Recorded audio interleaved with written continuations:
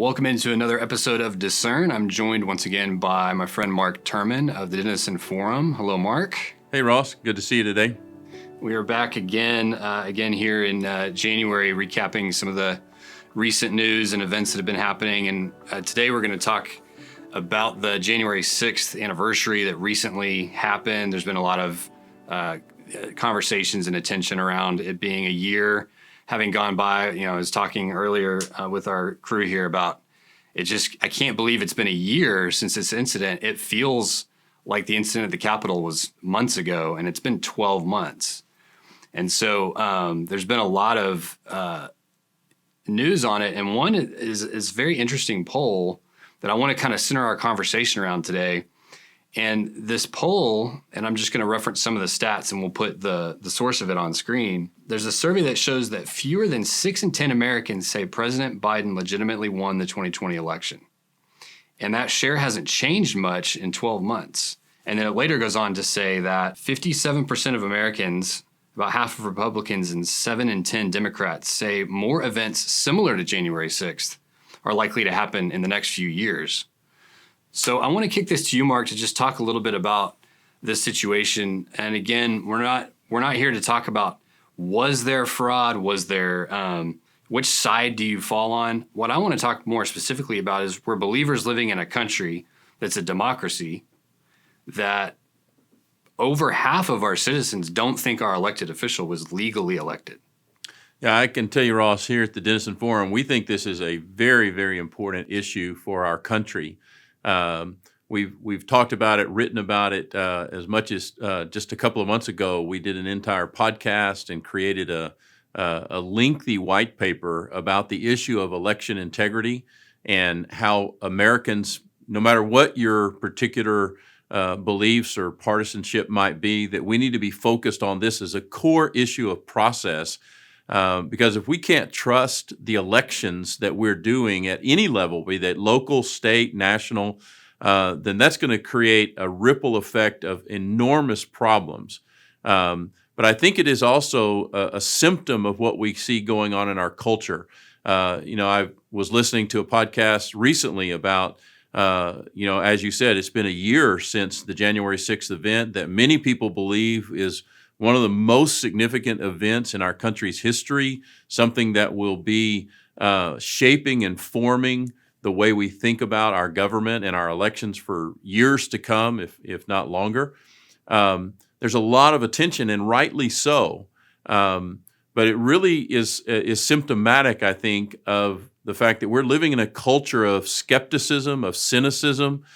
We live in a culture where everybody has their platform because of social media, and that's not necessarily wrong.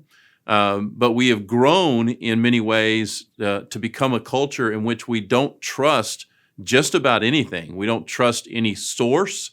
We have trouble sometimes trusting our neighbor next door. And we live seemingly on the edge of suspicion, pessimism, cynicism. And I think it's really weighing heavily on our culture. It's weighing heavily on our relationships, and it's making it difficult for us to have a sense of joy, whether it's within an election or any other part of our life. When you don't trust anything or anybody, that creates an enormous sense of isolation. Yeah, and to use a really simplified example that's not at the scale of importance of politics, to speak to what you're saying, I mean, literally on Sunday, there was a Cowboys game, and at the conclusion of the game, what you're seeing with the fans, and it's not an insignificant amount of people who pay attention to the NFL, they're immediately not going to the performance on the field, players executing or not on their plans. They're going to the officials. And so you just see, like, it's not about what happened. It's about, I think there's something going on fishy because they missed these 6 calls. And I'm not equating the NFL with our political landscape and level of importance, but I am equating the way that we just seem to be quickly going to, I don't trust, I'm suspicious, I don't like the outcome, so I'm going to go to these potentially peripheral reasons first. Right, and all of us have a sense of of rightness, justice, fairness within our souls. We all have a barometer for that, and God gives us that. And so it is important. And we do understand that there has to be structure. There needs to be rules, whether it's in a football game or in an election. That's important. Otherwise, everything just kind of falls into chaos, and you'll never know how the game is supposed to be played. You'll never know how anybody is supposed to win in any kind of context. But if we continue to travel down this road thinking and believing the worst about everybody and about everything, it's going to demoralize us. It's going to make our relationships really difficult. And I just don't think that's the way God would want us to live. He tells us that we need to be people of integrity. We need to be people of honesty and accountability. And we need to set up structures and systems that do that. And as our country unfolds, we have tried to do that consistently. We never get it right in every instance. We're never perfect. You know, you see that in your illustration about the NFL. We didn't always have the ability to do replay and to give the officials the opportunity to go back and say, did they get it right? And so now that's become a regular part of the experience, and we're glad that technology helps us in that way. We see some of that same thing play out when it comes to elections. Is there accountability? Are there checks and balances? Is there a way that we can do all that we know to do to ensure that there is integrity in these processes? And I think that's important for us to do, but we should not go so far as to live distrustful lives of people, and we should not go so far as to make ourselves live in this world of cynicism. We are people of hope. We should be people of faith.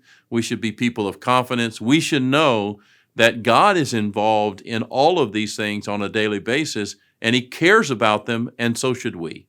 So, Mark, when I think about the election and the distrust of government, I find myself wanting to find a balance between, covering my eyes, covering my ears, not being engaged in it, and then also being overly engaged or overly concerned, or trying to find all the answers. What is the right balance? As the Denison Forum has talked about this quite a bit, thought about this, published papers. Can you give us some pointers on how believers can and should respond to this current political landscape? Well, that's a great question. I think obviously the first thing we can do is to pray personally and to live personally as a person of integrity and honesty. Some of the most simple instructions that the Bible gives us is don't lie to one another. Be a person of truth, of transparency, of openness. Be that in all of your relationships, and that's where it needs to start. Jesus said, there's nothing hidden that will not be revealed. And so we should make it our personal commitment every day to ask the Holy Spirit to help us to be those kinds of people of integrity. I think then in whatever spheres of influence we have, whether that's within our family, within our church, within our neighborhood, our companies, our schools, wherever we have opportunity to be engaged and to have influence, we should look to make sure that we're doing what we can to build integrity and transparency in those environments. How can we help to create policies and practices that help that organization, that institution, that group to operate with the highest levels of integrity and transparency possible? What can we do to help that? And how can we encourage that even in the larger conversation? It's impossible for us to really know about national election integrity, but we can have confidence that there are processes in place, there are courts, there are people that are engaged in these issues and that in many ways have given their lives to them, and that in many ways it is working. I remember Chuck Colson, the redeemed Watergate conspirator who was literally the hatchet man for Richard Nixon during the Watergate era. He would later say after his conversion, hey, we were the 12 most powerful men in the world, and even the 12 of us who had everything to lose, we couldn't keep all of this a secret. And we have to know that God is working to make sure that what is wrong and what is broken does come out into the open and can be dealt with, and can be redeemed and rectified. And again, we never get that process 100 times perfect, 100% of the time, but God helps us to move in that direction consistently, both on a personal basis and on a much larger basis as well. Yeah, it's super helpful, and even to think back to some of the conversations we had last year here on Discern. Also, let's not forget the core principles of voting. We should participate in the election process, running for office if we feel called to do that, engaging with our representatives, engaging with our senators. That's the process that the country built. We should live within that too. We should be active participants in that, especially if we're this passionate about the issues. Yes, we should try to do all of that. We should try to be as informed as we can.